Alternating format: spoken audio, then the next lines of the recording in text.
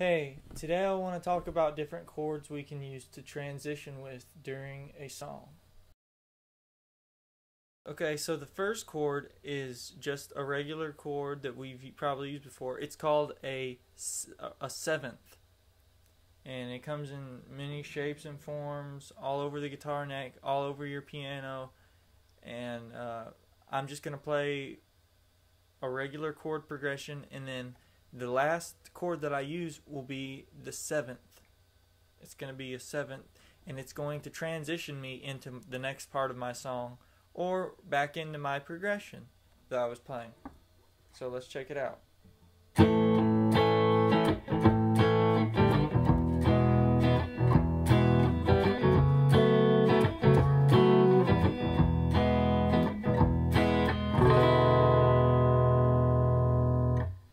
Now this time I'm going to use the seventh in a common chord progression: E minor, C, G, and D. And then I'm gonna turn the whole turn the chord progression around with a B7.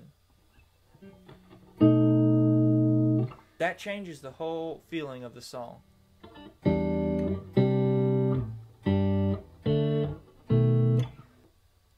And you can make that into a loop or whatever you do. Let's hear how that sounds.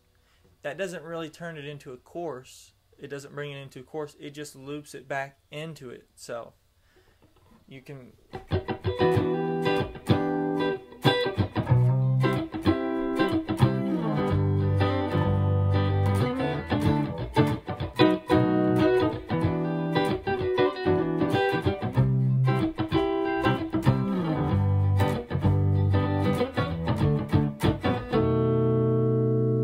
That was a B7, and the seventh chord just looks like the regular chord shape when you're looking at it on a paper. The regular chord shape followed by the number 7.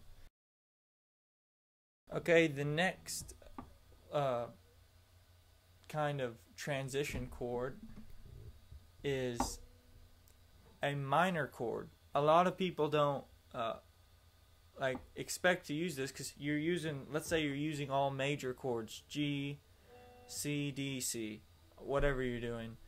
But the minor chord is so cool because if you throw in a minor right after that, you'll be playing and then you're like, oh, that sounds gross. That's not cool. I don't want that. But this brings a real dramatic sound. A lot of people use it at the end of their song. I'm going to show you in a common chord progression: G, D, C, D, whatever. But then I'm going to throw in a C minor. You're thinking, what? That doesn't go with it. But let's just listen. You'll obviously hear the C minor in there. But it's going to give it that feeling of sadness, like the song's over.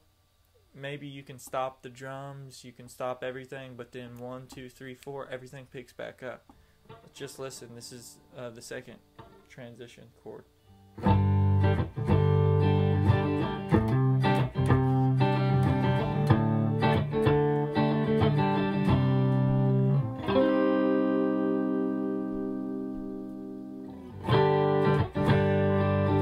And you don't have to use that every single time during the progression. Let's say you're going...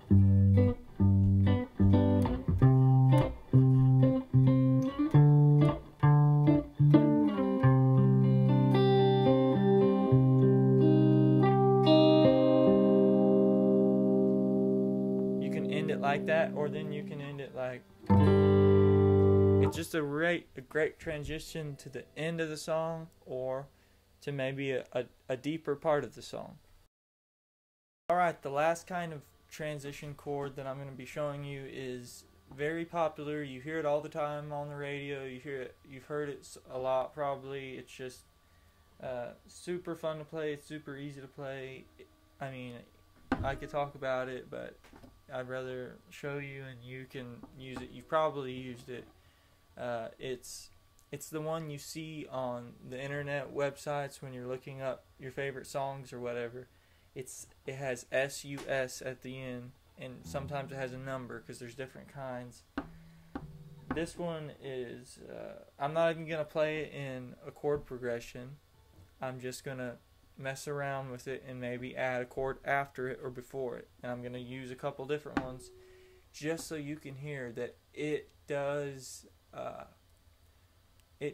feel like you're going into something else, like you're going into another chord or something's coming before it. It's got that transition feel like the other ones. So here it is.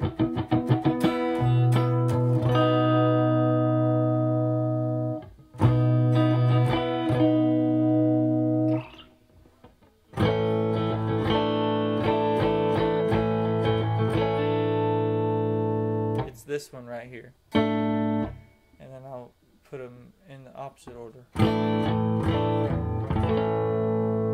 That's great for ending right there. It's great for ending a song.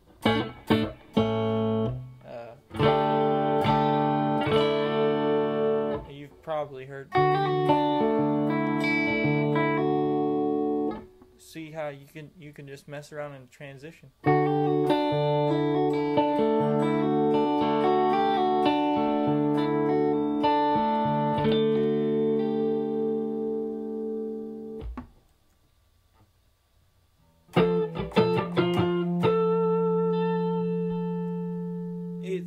You can even end a song with something like that, but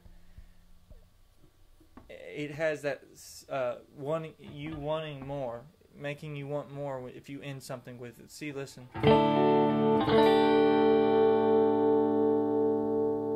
But it has that transition sound to it, as you can, and the build sound like you're building.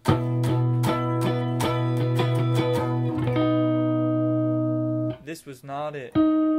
This is it.